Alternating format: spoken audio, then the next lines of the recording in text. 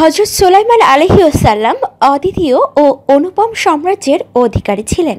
কেবল সমগ্র বিশ্বের নয়, বরং জিনজাতি, বিহঙ্গকুল ও বায়ুর উপরেও তার আদেশ কার্যকর ছিল। কিন্তু এত সব উপায় উপকরণ থাকা সত্ত্বেও তিনি মৃত্যুর কবল থেকে রেহাই পেলেন না। নির্দিষ্ট সময়ে তার মৃত্যু আগমন করেছে।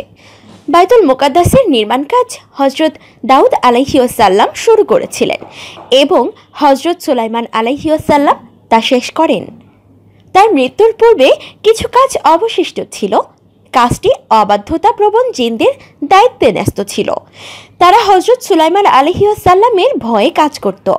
তারা তার মৃত্যু সংবাদ অবগত হতে পারলে তৎক্ষণাৎ কাজ ছেড়ে দিল, ফলে নির্মাণ অসমাপ্ত থেকে যেত।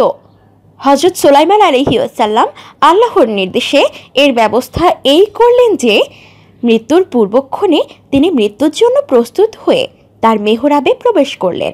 মেহরাবটি স্বচ্ছ কাচের নির্মিত ছিল। বাইরে থেকে ভিতরের সব কিছু দেখা যেত।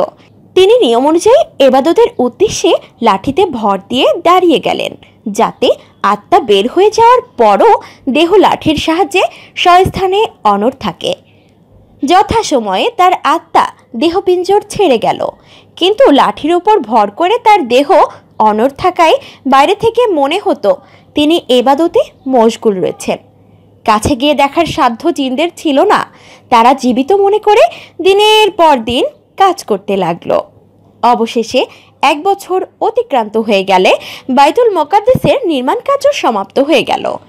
হজরত সুলাইমান আলাইহিসসালামের লাঠিতে আল্লাহ পাক উই পোকা লাগিয়ে দিয়েছিলেন।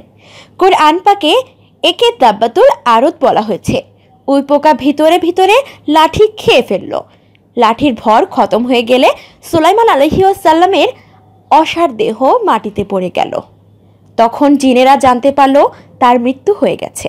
হজরত ইবনে আব্বাস রাদিয়াল্লাহু তাআলা আনহু থেকে আরও বর্ণিত আছে যে মৃত্যুর পর হজরত সুলাইমান আলাইহিসসালাম লাঠিতে ভর দিয়ে 1 বছর দণ্ডায়মান থাকেন।